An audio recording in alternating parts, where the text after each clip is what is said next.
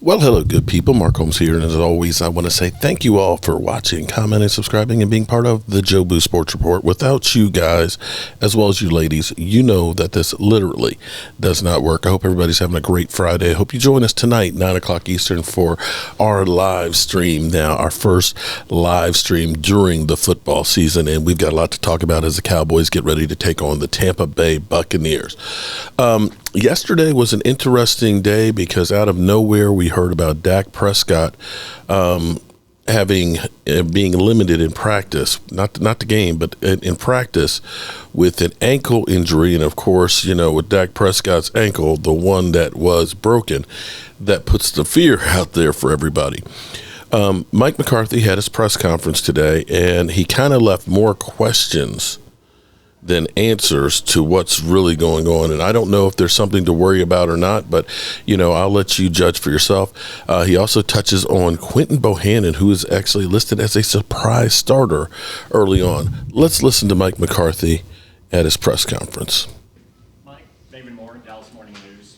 Do you have any concerns whatsoever about Dak's ability to play Sunday, and do you own Jordan 11s?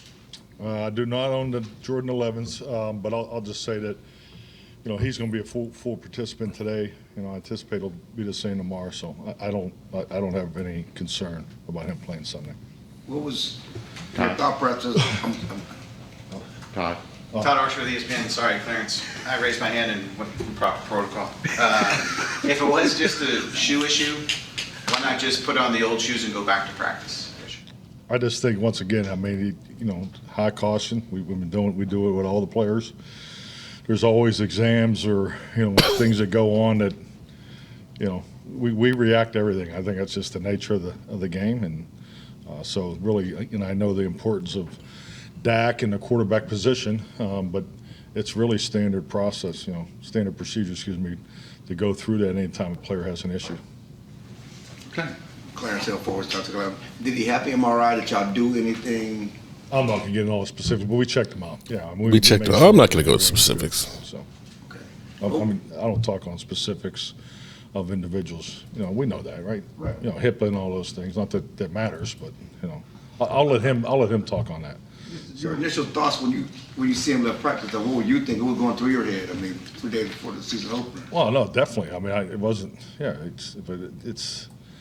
There's always little things, or you know, things that you're concerned about that go on through practice. I mean, players are always, you know, it's the game of football, you know, so you're always, you know, looking at things and, you know, just making sure. So it's really it's something that goes on quite a bit.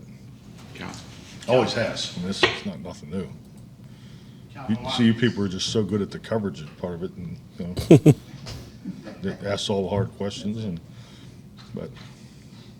Watkins, Dallas Morning News.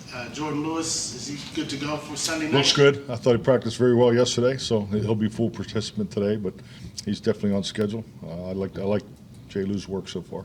Even though Gallup probably won't play, but how's he been progressing? Looks good. He's excited. Frankly, I just talked to Mike before I come over here, and you know, he's having a great week. But you know, I think he's definitely one step closer. But he's on track. Christy Scales, Cowboys Radio. In a normal practice week, how many reps with the first team would a second-string quarterback like Cooper Rush get?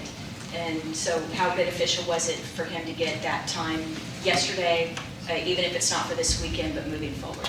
I mean, all quarterback reps, as you know, are so important, and that's something really, you know, as you go back to your 90-man roster and you look at the offseason and so forth, you know, the ability to get the number 3 and the 4 guys trained is a bigger challenge every year, just with all the cutback in time and in practice. So I think clearly that states for any number 2 to get extra reps is beneficial. So, but you know, we give our number 2 a lot of reps, probably more than most teams as far as the actual game plan reps. You know, because the theory is you want the 2 and 3 to split the look team reps, because you have to keep developing your third and potentially your fourth quarterback. So that's the format that I've always done it in.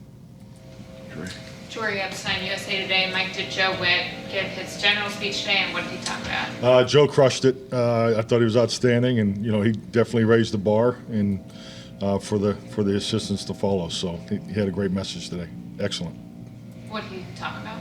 Well, ask Joe. I mean, it's Ask Joe. Joe should talk about it. There you go. Ask Joe. Don't ask me. Mike, Rob Phillips, DallasCowboys.com. How do you feel about Anthony Barr's readiness after he's about a month of ramp-up time? Yeah, I think Anthony's very comfortable. I think you've really seen that the last 2 weeks. So, I think it's just stating the obvious. When he first came to us, just kind of went through a ramp-up type period with him, but I've obviously competed in a number of games against Anthony Barr. I have great respect for him, and the thing that I've was always so impressed with is his range. Not only his ability to play, at the line of scrimmage as far as rusher and blitzer, because I think has excellent instincts and very very intelligent, high football IQ player. So, but his range, particularly in the passing game, he gets his hands on a lot of balls. So, I think he's definitely, has hit his stride, and he looks very comfortable in our scheme.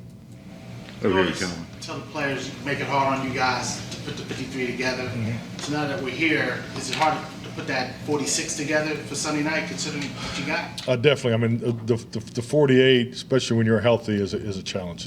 But it's a healthy challenge, and it's definitely the preferred. So, and especially for rookies. If a rookie hasn't been through this, all of a sudden you work all camp and you get to this point and you don't get to dress for the game. I mean, it's so that's an eye opener for anybody that goes through it the first time. So yeah, there's definitely guys that have competed like hell all week and have done an outstanding job, but they won't be activated. So it's tough for those guys because obviously everybody wants to play and contribute, and we're fortunate to have a lot of guys in that spot.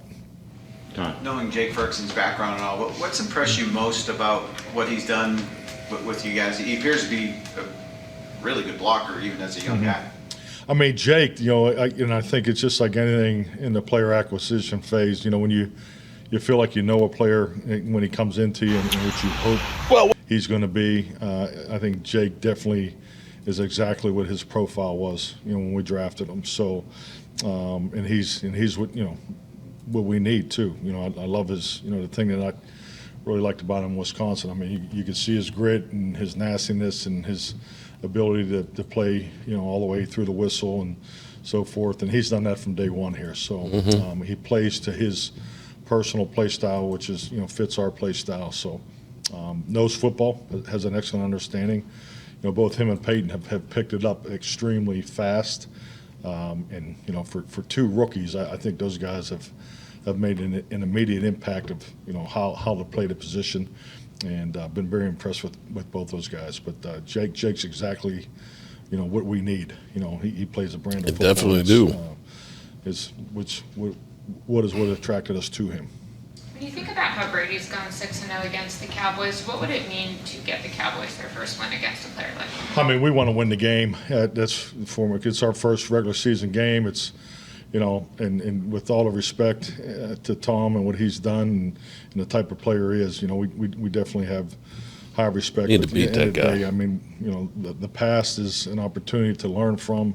You look at those things, but yeah, we're going to do everything we need to do to win the game. That's our focus, and I think these games are special when you get to play against a caliber player, as decorated as he is. So I mean, it's part of the the game. But at the end of the day, is just you watch last night games, everything going on around the football game. But once the ball is kicked off, you have to play football. And we're excited to get out there and play our style of football and compete.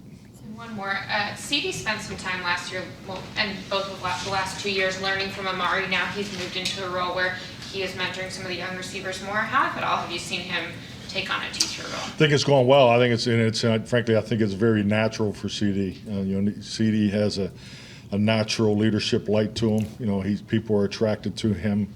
And I think like a lot of things, a lot of experiences in life. I just remember the first time we were in the rookie orientation. Day one, CeeDee was sitting right in David's chair, and we're going through some instruction, and then we had a break, to leave, and he popped up and said, "Hey, let's go, follow me." So I mean, not that that's a big deal, but he has that type of personality. So it's not something that's he has to work at. I mean, he obviously he's at the point in his career where he's the guy, has an understanding of the whole system and playing. He plays with great confidence, plays the right way, but I think he has a lot of natural leadership skill. Michael.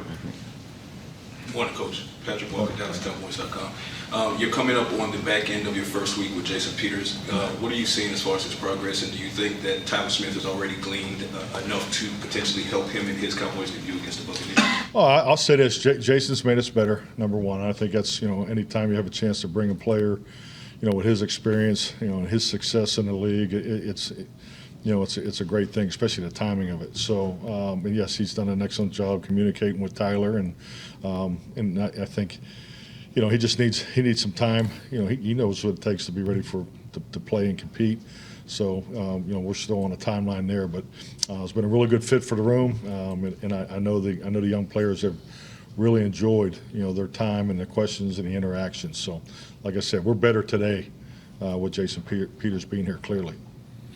Michael Gilkin, Dallas Morning News. We talked in Oxnard about Quentin Bohannon.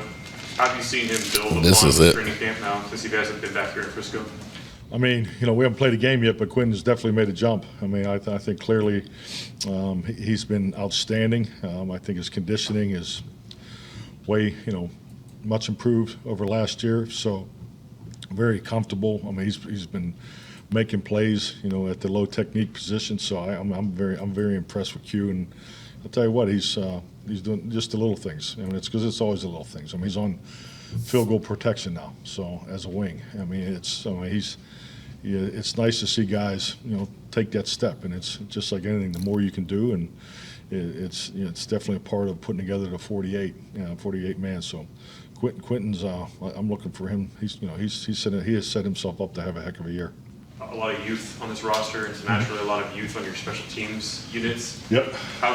Has that crop of youth stood out to you in terms of their ability to be ready for Sunday? Obviously, the positions that we're going to put them in, I think it speaks clearly of how we feel about them and how much we believe in them. But we're definitely going to be young there. I mean, there's no way around that, just because the way we're structured. And I'm excited to see them play Sunday night. They do all the little things. They're in Bones' office, before and after the early meetings, the late meetings. So they're into it, and it'll be exciting to watch those guys go. Okay. Thank you. All right, there you go. I dare say that there's more questions than answers about Dak Prescott's ankle, and I don't know if this is something we need to be concerned about or what, but definitely, wrong shoes. And hopefully it's nothing to worry about. That's all I can hope for.